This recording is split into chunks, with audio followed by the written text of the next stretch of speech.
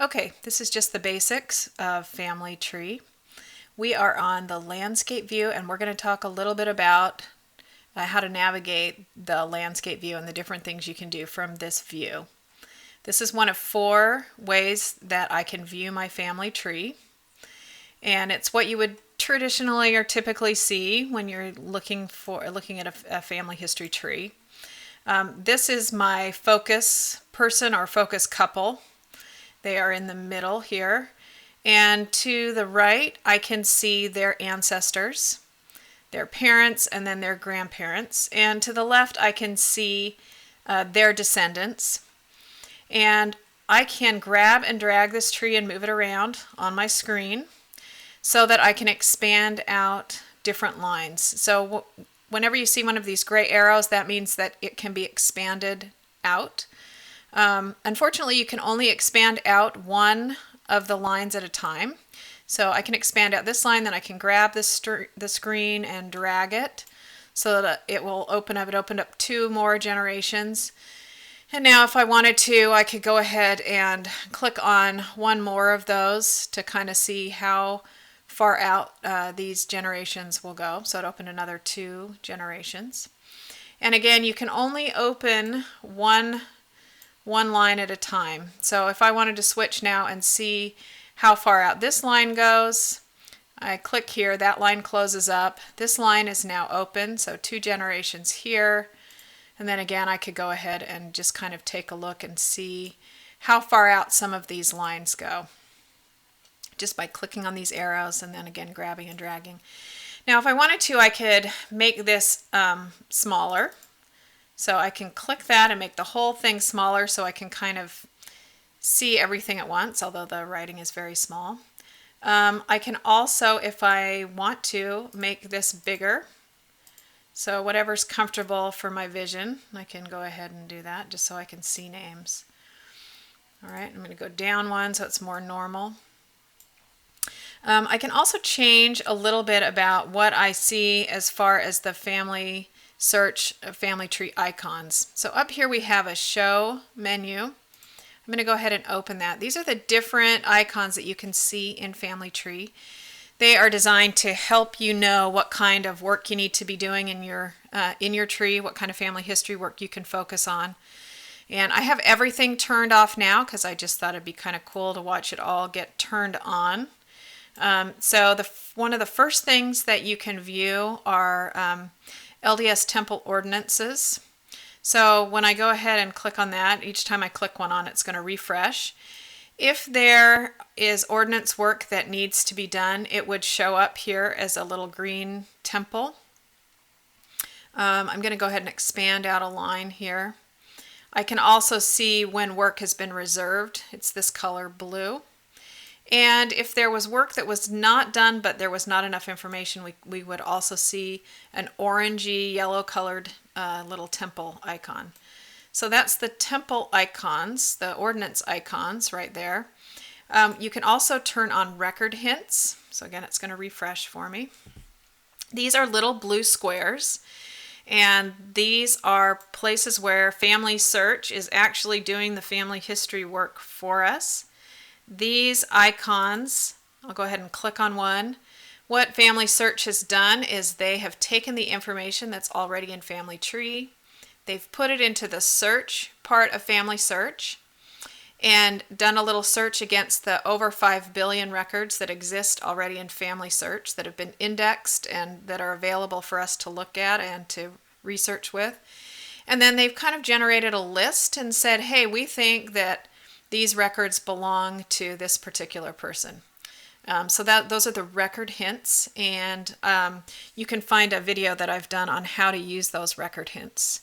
So that's record hints, so those are turned on. So you can see a lot of the people in this part of my tree have some record hints that I can go and take a look at. They are getting new records all the time. The next color icon is this purple icon, and it's research suggestions. So let's turn on research suggestions. And the way they've got research suggestions set up, there aren't a lot here. Let's again open up a line and see if we can't get some to show up. Okay, so here's one. And they're pretty generic research suggestions. So this is one of the ones that I might see. Missing birth and death years. That's one kind of research suggestion. Let's open up this line and see if there's any research suggestions here. Nope, but there is one of those orange temples. Let's open up this line. And nope, I didn't see any more research suggestions here. Here's another one. Oh, we've got a couple here. These are probably going to be similar, missing birth and death years. Let's take a look. Yep, missing birth and death years, missing birth and death years. So that's just one of the research suggestions. Other ones that you might see are no sources attached. One of the most important things we can do when we're doing family history is to make sure that there are sources proving that the information that we're seeing here is correct. And so if a lot of times these purple icons kind of point out to you that there are no sources attached and you need to find some sources and attach them.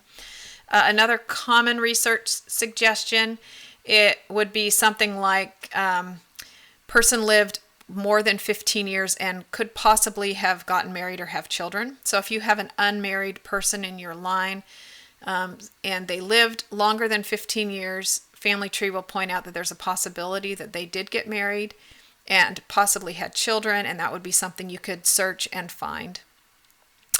And so those are just the basic ideas. And again, I've got a video out there that talks a little bit about how to use the research suggestions. Okay, and then the last icon that you can see are the data problems. I don't believe I'll have any data problems here in the tree. Oftentimes data problems, if they show up to identify places where, oh, there's one. Let's take a look at that. So here's a data problem, and so this says birth after mother's childbearing years. So it has kind of a default setting. When the mother turned 52, that would be too long, and it must be, I'm not really sure, she was 40, so they're not talking about these children. She would have been only 25, so I'm not really sure, but I could go and look and try to figure out, maybe she has multiple parents attached to her or something. But that would be something I could go and look on her person page and do a little more work for and try to figure out why they, it's for her. I wasn't looking at that accurately. Yeah, somebody's got a birth date for her in 1715. I doubt that that is correct. So that's probably, her birth year is probably incorrect. So it's just kind of letting me know. And other times it might identify duplicates. It might say, hey, these two are possibly duplicate siblings or duplicate people in the tree. Or I've also seen child born before mother or child born before father. So just some simple things where some dates were either input incorrectly, or the people were connected incorrectly, or maybe back with the old version, people were duplicates or people were combined incorrectly. So places to work. Okay, so let's look at what else is here. The other thing we can see here in the tree, we can turn on portraits. So if someone has put in a portrait or picture in Family Tree, if you turn portraits on, you can see those here. It's kind of fun to put a face to these names that we're seeing. And then finally, you can actually show the marriage dates. I don't always have those turned on in this view because they just take up space, but you certainly could have those turned on. So see now here it's showing those marriages. The one last thing you can change with the show menu is you can invert the colors. So you can change this to have a dark background. I really like this one, and I'm actually going to leave it on here for the rest of this video. So those are the different things you can do with this show menu. The other thing you can do from this landscape view is you can print. And if I click print, it's going to make a PDF for me of a basic pedigree chart, and it will base it on the person who's the focus of the view. So it was his pedigree chart, and I could go easily print this pedigree chart off if I needed to. Okay, a couple other things we can do from this view. Each one of these people here, we can click on them and get the summary card. This is called the summary card. And the summary card provides a picture. It provides a unique ID number. So every individual in Family Tree has this 7-digit or 7-character unique ID number. From here, I can watch the person. That means if I wanted to, I could get an email once a week if somebody's made a change to this person in Family Tree. I see the birth date. I see the death date. I can see temple ordinance work that's been completed and when it was completed and where it was completed.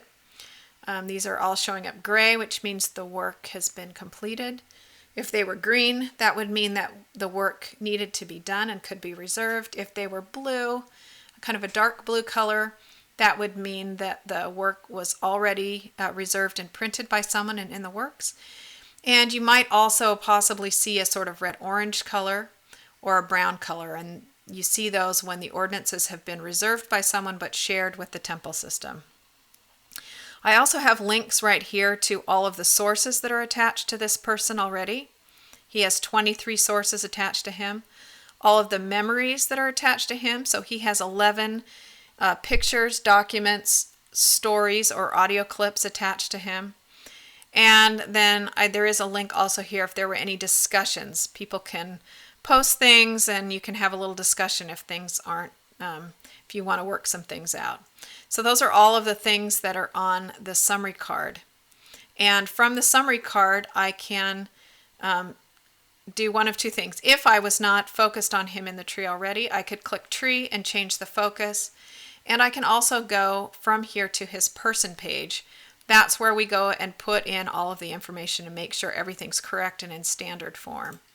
So for example, if I want to switch this tree view to Alexander Walker, instead I just click on his name, I get his summary card, and I can click tree. And this landscape view is going to change with him now as the focus. We're getting a lot more research suggestions from this view.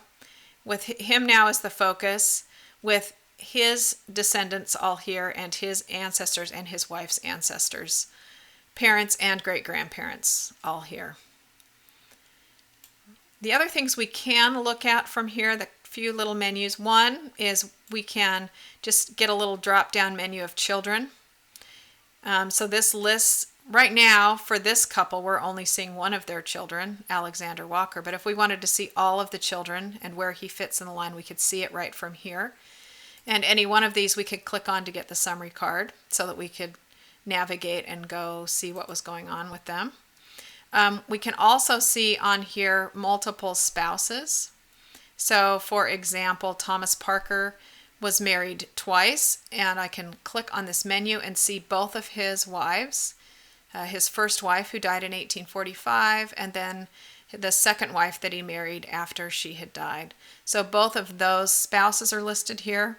And again, I could click and go and see and put them in the main part of the tree, or go and see more about them right here from this summary card. So those are just the basics of using just the landscape view. This is the landscape view of the tree here in Family Tree.